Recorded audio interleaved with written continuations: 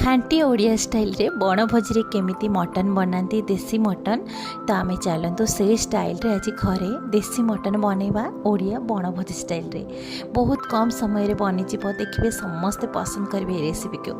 तो मटन बनाया पाए मु एठी 700 800 ग्राम पाखापाखि मटन आनिछि। तो मटन को भल से धोई परिष्कार कर साला परे सेथिरे गोटे चम्मच रेड चिली पाउडर, गोटे चम्मच हल्दी गुंड, गोटे चम्मच लुण, एटी गोटे चम्मच धनिया गुंड, हाफ चम्मच गरम मसला, 2 चम्मच सोरिष तेल। एबे आमे मटन को साइड रे रखिबा।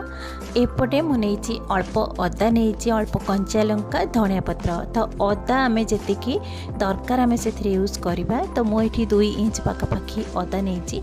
तापर 3टी कंचा लंका, धनिया पत्र को भल से धोई ताकू आमे भल से काटी आनिबा। एथिरे मु गोटे रसुण नेछि। तो रसुण रे चोपा छड़ेगी ताकू भल से परिष्कार करके तार कोला गुडा को आमे अलगा करि आनिबा। एठी मु गोटे छोटो हेमदस्ता नेछि। आपण चाहिले गोटे छोटो ब्लेंडिंग जार नै परिबे। से हेमदस्ता रे आमे सब रसुण को सेथि ऐड करबा, कंचा लंका भी ऐड करबा, काटिकी रखिथिबा अदा मध्य सेथि ऐड करबा। तापरे मु 2 चम्मच नेछि गोटा धनिया सबू मिसेकी आमे छेची नबा।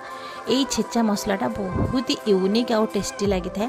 यही छेचा मसला को आमे जो मटन रे मसला देके रखी थिले तो से मसला रे आमे ऐड करबा। तापरे मु एठी 2 चम्मच फ्रेश दही ऐड करिछि। तापरे काटिकी रखिथिबा धनिया पत्र।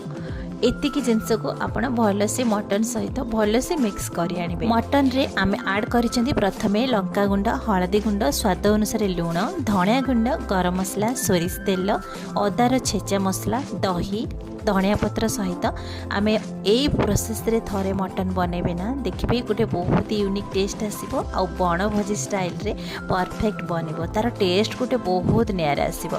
तो एटी देखंतु मटन को भले से मिक्स कर साला परे ताकू 5 ରୁ 10 मिनिट ताकू कवर करके छाड़ी देबे जोथि पई कि मसला और मटन सहित सेट होबा पई। एठी मु नेछि 3टी छोटो मीडियम साइज रे आलू, 2टी प्याज को ताकू एम्ति काटी आनिबा। मु आलू रो चोपा छड़े नहीं, आपनको मन पसंद रे जदि चाहिबे चोपा छड़े परिबे। मटन बनाया पई मु कढ़े गोटे नेछि। सेथिरे 1/3 कप पाखापाखि सोरिष तेल नेछि। सेथिरे आमे काटिकी रखिथिबा आलू को ऐड करबा और ताको गोल्डन कलर हेला पर्यंत ताको भाजी आनिबा। तो एई भली भाबरे गोल्डन कलर हेई गले आलू को आमे गोटे प्लेट को काढी आनिबा। तो एठी तेल टिके मते अधिक लागिला तो मु एठी 3 ରୁ 4 चम्मच तेल मु काढी आनिछि। तो सेतिकी तेल रे आमे गोटा मसला देकी छुंक दबा, तेजपत्र, जीरा, गोलमरीच, लवंग, दालचीनी, गुजराती सब देकी आमे गोटे छुंक लगे साला परे 2टी पियाज आमे काटिकी रखिथिले पियाज को सेतिरे ऐड करिकी ताको टिके गोल्डन कलर हेला पर्यंत भाजिबा। एठी गोल्डन कलर हे सारानी। तो ये जो मटन को आमे जो रखी थिले रेस्ट दवा पाए तो से मटन को एथिरे ऐड करिबा। एथिरे अदा बटा, रसुण बटा देकी एठी किछि मसला कसिबा भी दरकार नहीं। तो एतिकी जिनस रे आमे मटन बनैबा देखिबे परफेक्ट भोजी स्टाइल रे मटन केमदी बने की रेडी हे जिवो। मटन को किछि समय कसिला परे एठी मु गोटे टमाटो ऐड करिछि। तो टमाटो आपण एई भली भाबरे काटिके ऐड करिवे, बिल्कुल जणा पड़िबोनी, से परफेक्ट मटन सहित मिक्स हे जिवो। एबे मटन को मिनिमम 5 ରୁ 6 मिनिट पर्यंत ताको कसिबे जेमिति कि मटन रो पानी सुखिला ही आसीबो आ मटन रो तेल छाड़िबा स्टार्ट हे जिवो। तो मटन भी टिके क्वांटिटी कमी आसला भली भी आपन को लागिबो। देखंतु एठी देखि कि जानि पारुथुबे तो मटन रो कलर केमती धीरे धीरे चेंज भी होउची आ तार क्वांटिटी केमिति भी धीरे धीरे कमी कमी भी जाउची आ मटन परफेक्ट भाबरे कसी हे जिवो। तो एई भली भाबरे मटन रो जेमिति कि तेल छाड़िबा स्टार्ट हबो आपन जानिबे हमर मटन कसाटी परफेक्ट रेडी हे जाइछे। एथिरे आउ किछि मसला भी ऐड करिवेनी, जेतिकी आमे मसला मटन रे गोळै थिले आउ केवल छुंक लगै थिले पियाज, एतिकी मसला रे ही आमे भोजी स्टाइल रे मटन बनेबा। एठी देखंतु मटन कसा भी परफेक्ट हे आसिलानी आउ मटन रो भी तेल छाड़िबा स्टार्ट हे गेलानी। तो एठी आमे भाजी की रखिथिबा आलू मध्य एठी ऐड करिदबा। तापरे मो एठी ग्रेवी अनुसार गरम पानी ऐड करिछि। आपण जदि कसा रखिबा को चाहुचथि ताहाले 2 कप पाखापाखि पानी ऐड करके ताकू आपण सिझिबा पई छाड़ी देबे। से परफेक्ट मटन कसा टाइप रे ही बनी जिवो।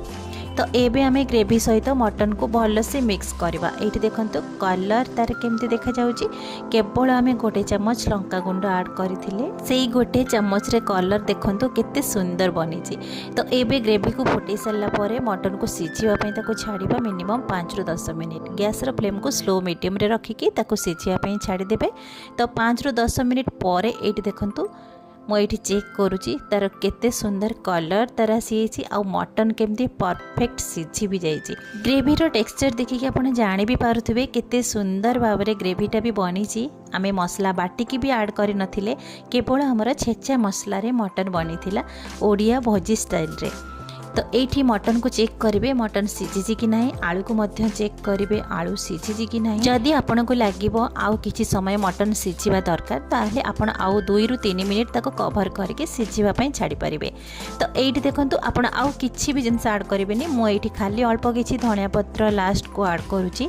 आपन चाहिए ये गरम मसला ऐड करेंगे। एबे गैस रो फ्लेम को बंद करदेवे। आपन जदि चाहिए एमती पतला ग्रेवी रखिपारे नहेले आपन सुखिला ग्रेवी रखिपारे। एबे गरमा गरम सर्व करंतु देसी स्टाइल रे मटन झोल। तो समस्त को पसंद आसीबो, स्पेशली आमर मटन लवर मानक पई एई भली स्टाइल रे थरे बने की खांतु, देखिबे समस्त को पसंद आसीबो। आगो को तो भोजी टाइम भी आसी गलानी, तो निश्चित भाव में एई भली भाव में बनांतु, देखिबे बहुत ही टेस्टी बनिबो। वीडियो भल लगी थिले लाइक करिवे, कमेंट करिवे, शेयर करिवे, आउ चैनल ले नुआ थिले सब्सक्राइब करिवे। पुणी देखा हबो नुआ वीडियो रे। नमस्कार।